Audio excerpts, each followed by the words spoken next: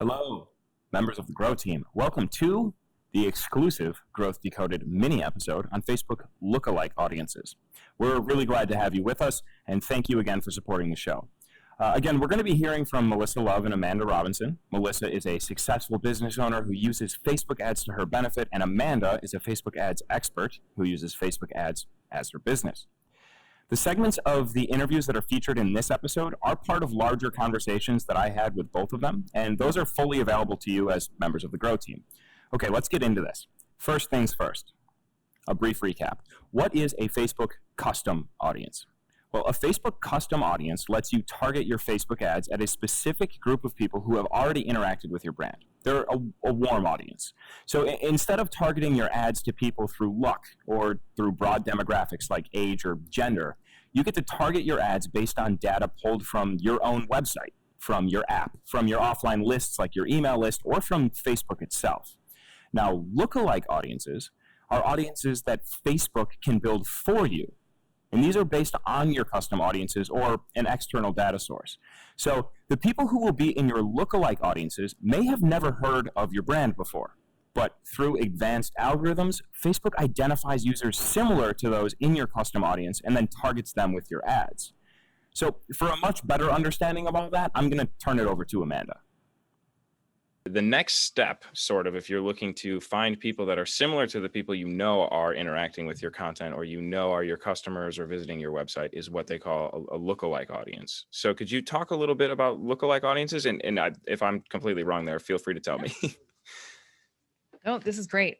So a lookalike audience, when you have a custom audience, say, for example, your website visitors, and it's a high quality audience, it's working really well for you, and you have a substantial size, over 1,000 built up in there, then you can take that audience and you can turn around to Facebook and say, hey, Facebook, can you do me a favor? Can you take my website visitors and can you go and look all around Facebook, well, all in your wisdom and data, and go and find me more people who match a very similar profile to my website visitors, because these people tend to buy from me, or these people follow me, or this is the ideal content for them. So go make a lookalike audience, base it on this one custom audience of my website visitors, for example, and help me find new people. So where business owners will trip themselves up a little bit is that, remember earlier we talked about warm audiences and cold audiences. When we're talking custom audiences, specifically website visitors or email list, those are warm. Those are people who know you to some degree. When we go and create a lookalike audience off of those and ask Facebook to go find us more new people, those are cold audiences. That's a first impression. They don't know us yet. So two mistakes I see with that is that advertisers will treat a lookalike as though it's a warm audience.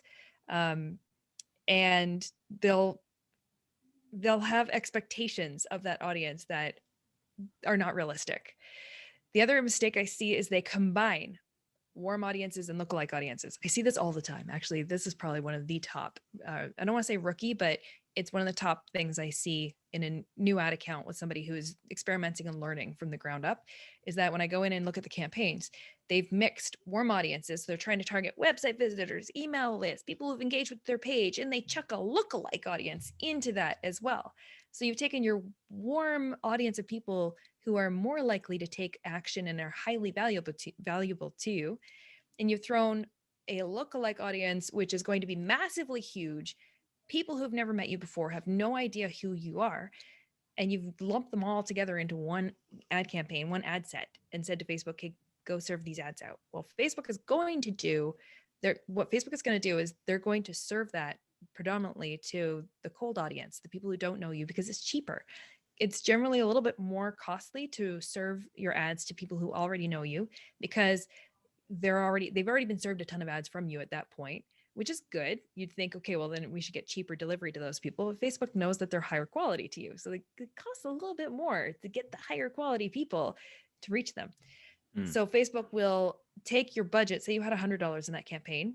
Well, Facebook is probably going to dump about 80 of it into the cold audience, into that lookalike audience. And then only about 20 of it is going to trickle out to your warm audiences. So you want to have more control over warm audiences, cold audiences, and how you're serving out your ad content. And you probably shouldn't be serving the same content to a first impression, brand new person who's never met you before, as to a website visitor who already knows you and has been there before. So it's best to break out your campaigns, create separate. You can put them all in one campaign. Just break them out into different ad sets. The targeting is where the ad sets is where your targeting happens.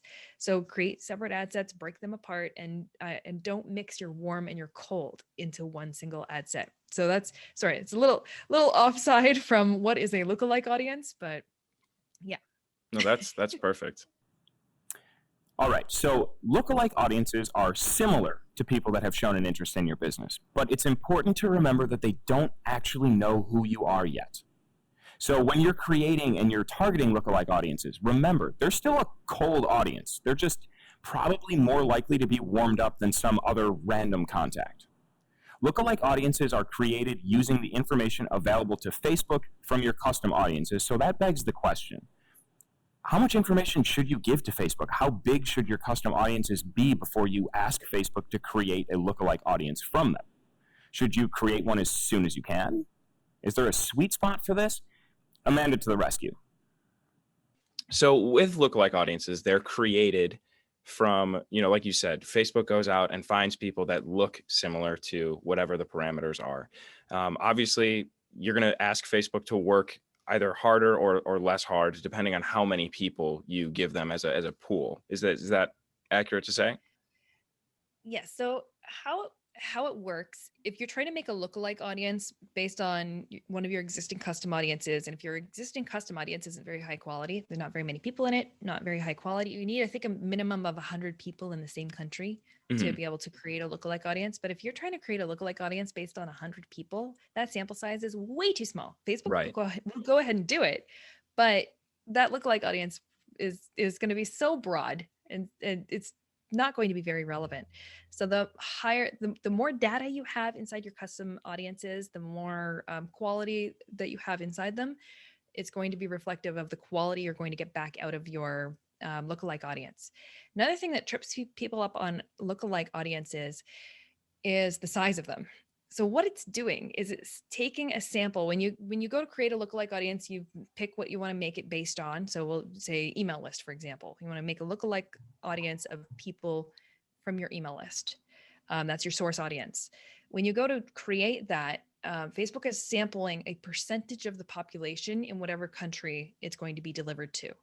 So for example, and I see this, I see the biggest swing. It's very, very apparent. I'm based in Canada, and most of the people I advertise for are based in the United States. If I create a lookalike audience for somebody based in Canada, our population is so small in comparison to the United States that if I do a 1% lookalike, my audience size is going to be significantly smaller.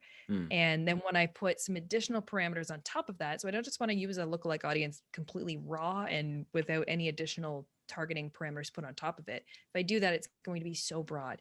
But if I try to make a 1% lookalike audience in Canada and then say, and they must also be an admin of a Facebook page, and they must also be between this age and this age, then what ends up happening is my audience size, even though I'm going after a lookalike, my audience size ends up getting really, really, really tiny.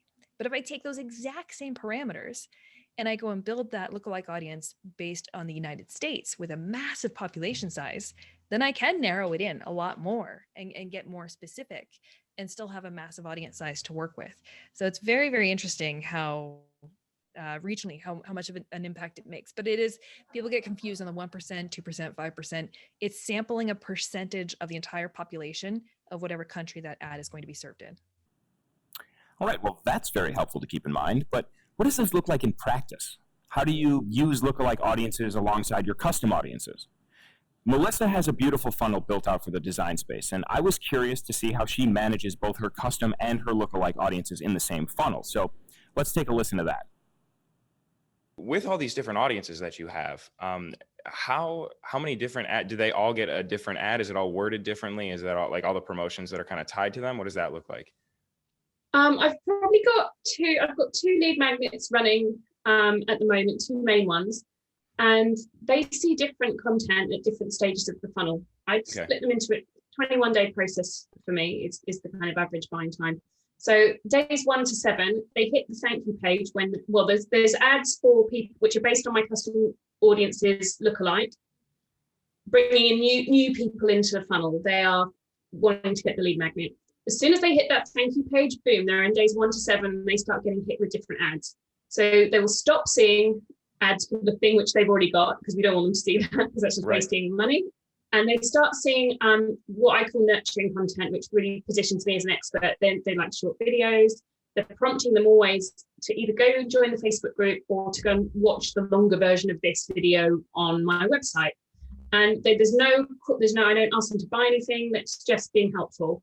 And there's 7 pieces, and there's 7 days. So they see a different one each day. Oh, wow. Yeah, and then they receive, I think, 3 emails in that 7-day period, which mirror the content that's on. They go out of the 7 days, then they're at the same time, after day 7, the emails start to tell them about what our products and what we can offer them. And then they'll be pulled out of the audience that sees the nurturing content, and they'll start to see sale content. They'll start things like testimonials, behind the scenes, before and after, do you want to buy this? Don't forget, have you thought about? And that leads us up to week, I probably let that run for another 10 days, then they come out of that audience. And then there's just then they start to see last chance, or, the final retargeting, don't miss. And then if they come out of that and they still haven't bought something, if they time out the 21-day period, they'll see an offer for a downsell as well. Wow.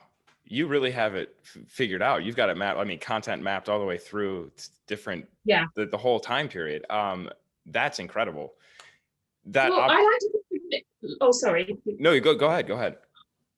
Well, I like to think of it as a lot of people's main marketing strategy is that I'll say, what's your marketing strategy? And they'll go, yeah, I post a lot on Instagram. I was like, but what's the strategy? Yeah, I just post a lot and I do reels. I'm like, this is all good, but that's not a strategy. Right. I said, imagine if you went to a party and you walked straight up to everyone and gave them a massive hug, even if you didn't know them, you made them sit down and started telling them all about yourself. I said, you just wouldn't do that. I said, what happens in real life is you go in and you give your best friends a hug, but other people who you've not met, you go and introduce them, introduce yourself, you have a little chat. Maybe there's people you've met once or twice before, you give them a little mini hug and you say how you have a catch up, how you doing, you find out a bit more about them. You don't just go in and shout at everyone, which is effectively what posting on social media is if you don't have a content strategy, which people see at different stages of the relationship. If not, they just think you're a shouting weirdo who,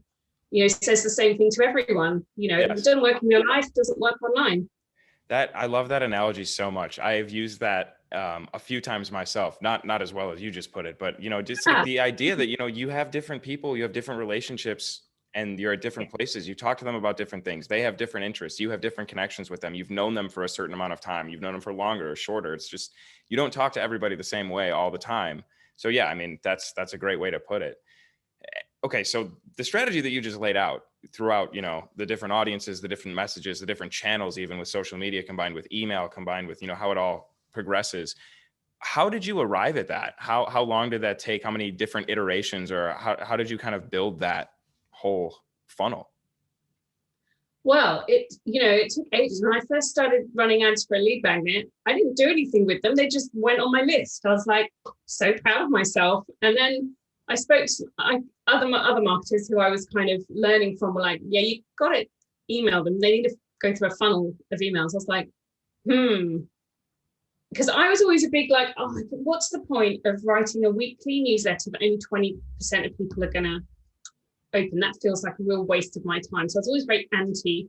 And then someone said, well, a funnel, you write it once, people just keep going through it. And I'm like, hang on, that really appeals to me. That doesn't sound like a waste of my time. So my first funnel had like 3 emails, like, here's some top tips. Do you want to buy my thing? It was very simple. Right. It converted okay. I mean, I was like, thought it was amazing. But I then kind of took it through a stage where I did a course. Actually, I did an email writing course with many people in your audience might know him. It's Bastian Ernst from Wild Audience and now Wild Metric. Mm-hmm. So I did Bastian's course and I got some coaching from him, rewrote my whole funnel with about a gazillion more emails, and they were all much more entertaining and wildly, because that's how he teaches you to write. And that started to really convert. Then I stuck a webinar in it, a pre-recorded webinar. Then it really, really started to work. And I was like, this is like the magic machine. This is great. But I wasn't, so I had my ads at the top of funnel were working great. My funnel was working, but there were parts that I wasn't doing any of the retargeting in the middle. I wasn't doing that 21-day thing. There was just the ads on the top end. Okay. But I then worked with a Facebook ad specialist probably about 2 years ago, called Ruth Miller. She uses it. I've just built out we've just kind of changed. She switched to ActiveCampaign probably about a year ago, but she was the one that taught me that 21-day process where 3 types of content, and that's really clever.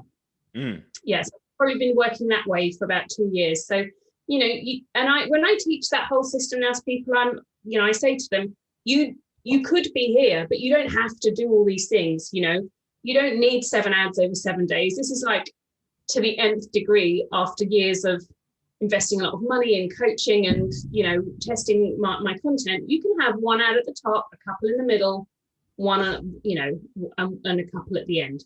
Right. I said, you don't have to shoot for the moon, because I've got it all laid out visually in a flow chart. And people are like, that's amazing, but how do you think of all the content? I'm like, don't, just start small. But if you put that structure in place, then you add a 3rd one in, then you can add to it. Right. So yeah.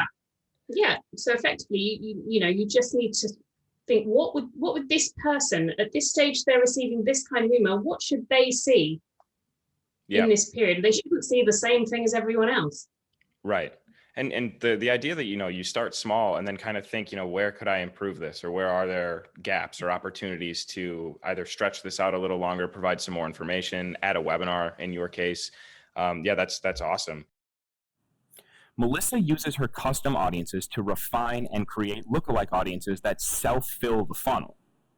So from the lookalike audience, if they convert, they then get added to the custom audience, which then refills the lookalike audiences, and they start to see ads based on what they converted for. So as time goes on, her communications via email, via ads, and other channels, those communications change. And with the ActiveCampaign integration, the management of the custom audiences is all done automatically. So those emails and that segmentation, that's all taken care of.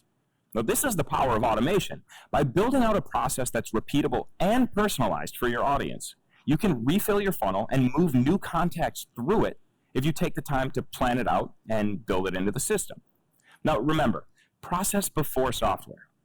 Think about it. Write it out first before you get into the software tools available to you and just start building stuff.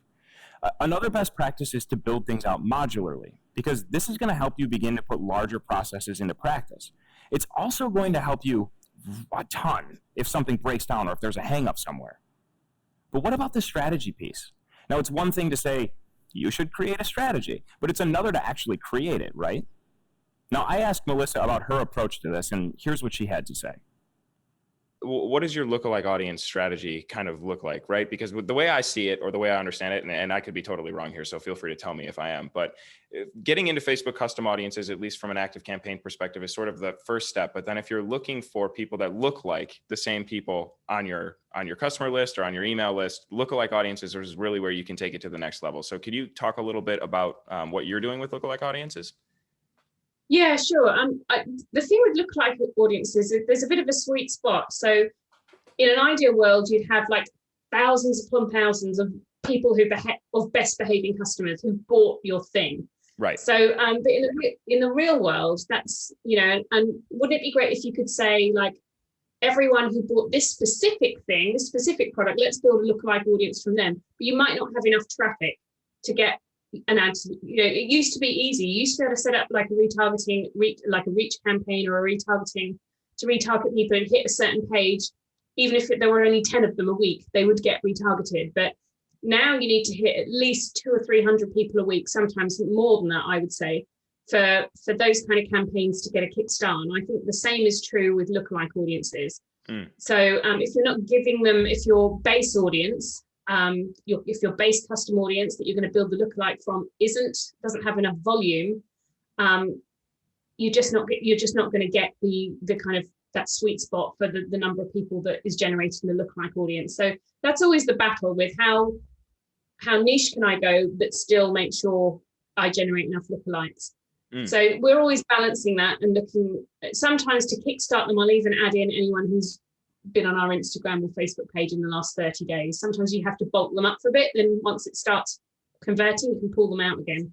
Interesting. So so we just now I mean, the audiences we built a few years ago are still consistently delivering because they're being updated every day. So, there isn't a whole lot of, this is the beauty of them. There's just no work to do on them. They're they're like some kind of self-cleaning robot magic thing. That's the best thing because the better the more people who buy something, they're fed into your custom audience, the more the better your list updates, it gets better and better and better. So right. So that's you don't need to do a lot, with the lookalikes.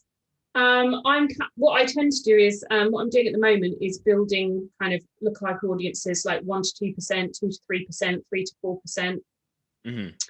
And then hopefully over time, there's different people going into those audiences all the time. What I probably need to do, and I'd say this is the next step, is put an extra condition in my Facebook audience. If they haven't bought something in the last, I don't know, let's say year, they should be pulled out of that custom audience. At the moment, I'm aware that we're leaving them in, and I don't think that's helpful.